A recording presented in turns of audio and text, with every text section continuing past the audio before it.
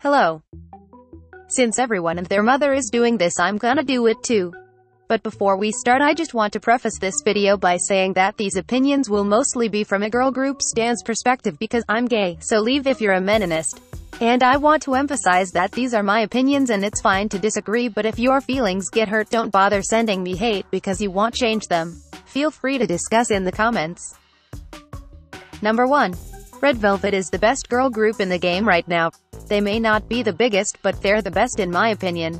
They're versatile, have unique concepts, and they have amazing songs. Their discography is flawless and their B-sides are some of the best I've ever listened to, so stan them. Number 2. Stop crucifying and shitting on idols who can't freestyle.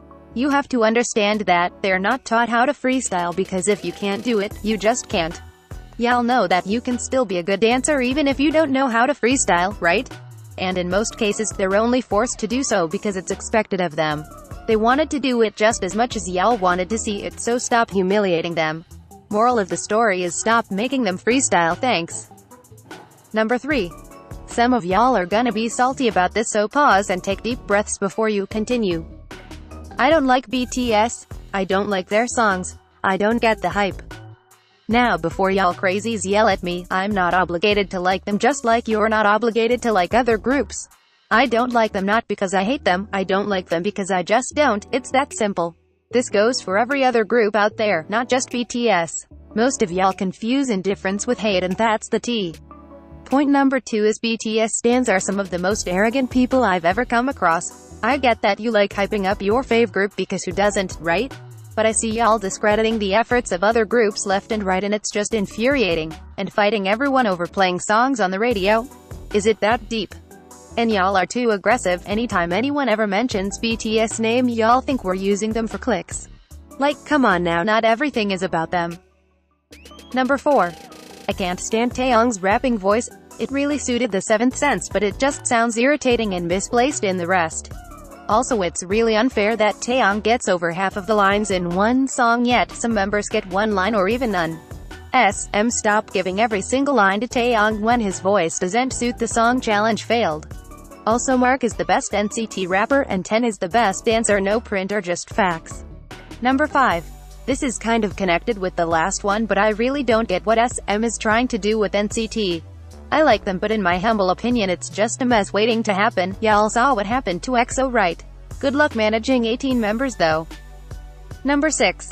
Stop putting raps on songs that don't need them. They ruin the flow and turn me off from the song as a whole. Some groups really out here putting raps on ballads. Believe it or not, songs can be good without raps. Number 7. Luna doesn't have the best vocals, but they're cute and their songs and concepts are stan-worthy. They're more than just the memes, so stan Luna, you whores. Number 8. Y'all are gonna think this is biased as hell, but I can say with my whole chest that Seulgi is the most well-rounded female idol right now based on talent. The bitch can sing, dance, draw, model, act, and dress well. She can't not do anything well, basically, so stop paying her dust. Number 9.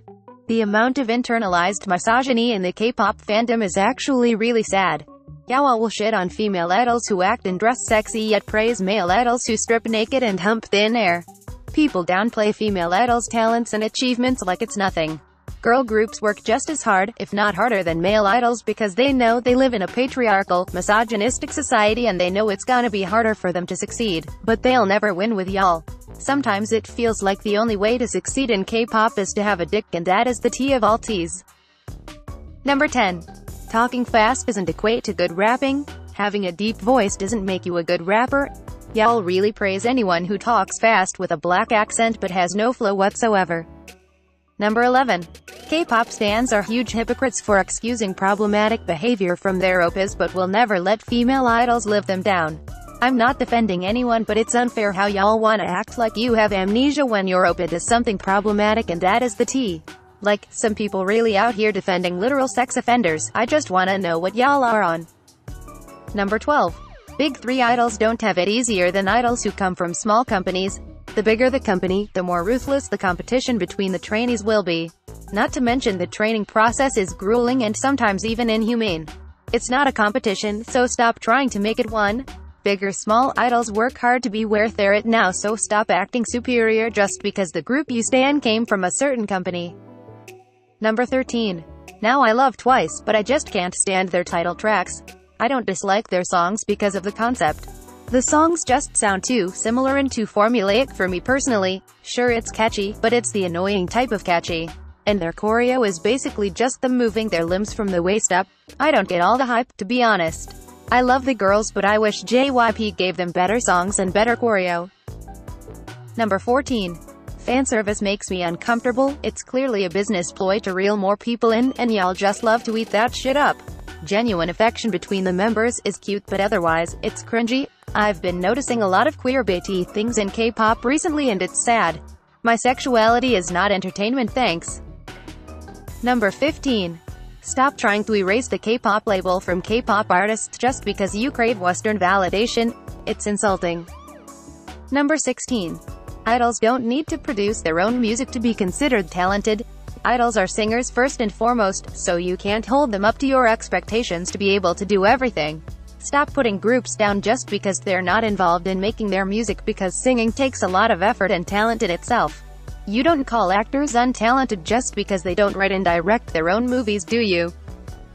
Number 17. K-pop reactors are annoying and cringy, especially the ones who are so blatantly disinterested in what they're watching. And now that K-pop's been doing well internationally, so many non-K-pop reactors are scrambling to react to whatever y'all ask them to, just so your clicks get them coins. They're obviously using y'all, but again, people love to eat that shit up. And for what? Bland and half-assed reactions. Number 18. Plastic surgery is perfectly fine as long as it's consensual and doesn't harm the idol's health. Stop being so overly defensive over plastic surgery speculation, because it really does happen in most cases, and it's nothing to be ashamed of. It doesn't make idols any less of what they were before they got something done. Number 19. This is pretty self-explanatory, but NSFW accounts on Twitter for idols or ships are weird and gross.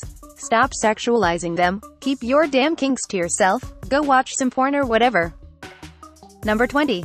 I genuinely don't get the hype about Kang Daniel or 101. I've listened to their songs and I've seen their performances, yet I still don't see anything special. No shade, I just really don't understand. Is it because I'm a lesbian? Number 21.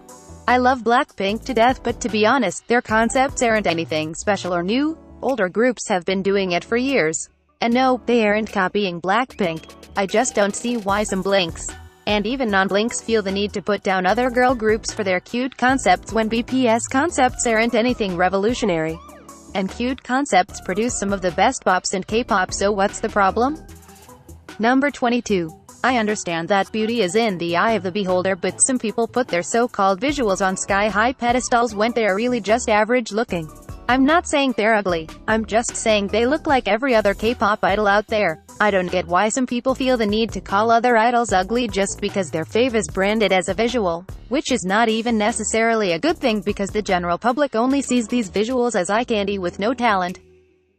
Number 23. Last but not least, K-pop is oversaturated now. There are too many groups out there. The public is never gonna catch up, so I don't get why companies keep debuting idols knowing they'll get overshadowed by the more popular groups. These companies are essentially taking advantage of kids who want to become singers for profit, and it's sad, but that's the reality of K-pop. That's it for now. I hope y'all enjoyed. Let me know if y'all want a part 2, because a bitch has a lot more tea to spill. Thanks for coming to my TED Talk, I guess.